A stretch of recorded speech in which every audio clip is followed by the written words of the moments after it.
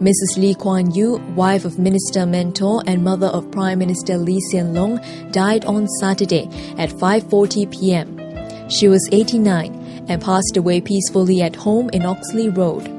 The wake for Mrs Lee will be held at Sri Temasek, official residence of the Prime Minister at the Istana grounds on Monday and Tuesday. Members of the public can pay their last respects then from 10 a.m. to 5 p.m. The family has requested that no obituaries, wreaths or flowers to be sent.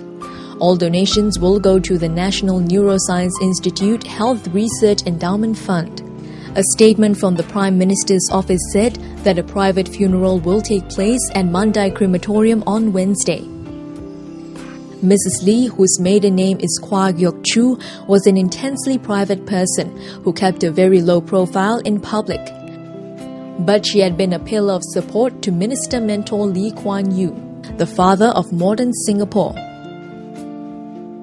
In an interview with the New York Times in September, Minister Mentor Lee Kuan Yew said that his most difficult moments come at the end of each day as he sits by the bedside of Madam Kwa, who had been unable to move or speak for more than 2 years. Madam Kwa met Mr Lee at Raffles College in 1940. The couple were keen intellectual rivals who later fell in love and married about 10 years later. Among her achievements, she helped set up law firm Lee & Lee with her husband and his brother. It is one of the largest firms here. In interviews with a senior Straits Times journalist, Minister Mentor Lee said that while she did not give him political advice, she was a discerning judge of character. During the tumultuous period when Singapore and Malaysia were trying to merge, Madam Kwa's intuition kicked in and she told Mr Lee that a merger would not work. She was proven right when Singapore left Malaysia just 2 years after the merger.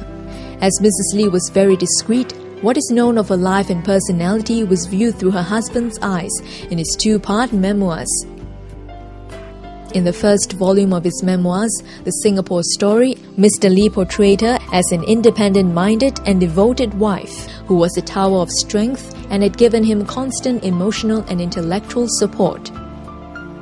In the book, he recalled that she would stay up with him as he worked and would even polish his speeches in his early political life when he had little time to do so. Mrs Lee, reputed to be a good conveyancing lawyer, also had a hand in the separation agreements with Malaysia and had helped include the critical water agreement with Johor. The Lees were inseparable.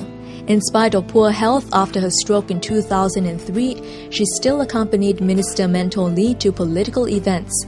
So at every turn of their 63 years of marriage, Mrs Lee always found a way to throw her love and support behind the father of modern Singapore. He had tremendous aplomb, self-confidence, very jaunty. He was a handsome young man. Mrs Lee was once asked by a journalist if their romantic school years in Cambridge had changed. Mrs Lee's answer was that one change is that they have grown older.